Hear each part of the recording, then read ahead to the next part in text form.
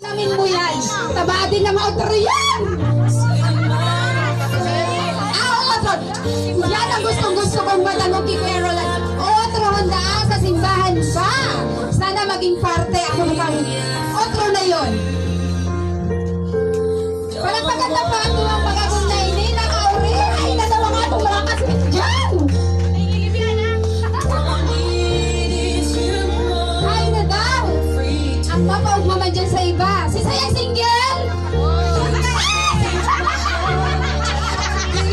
Paulit-ulit. Valentine pa naman yan. Bawal ang single ko yan. Time check, 10:42. Igwapa tabing na tatadang oras na hanggang alas 12 ng banggi para maghanap ng partner ang mga single. Amiya, pwede pa mag-adol. Nakakinig ba?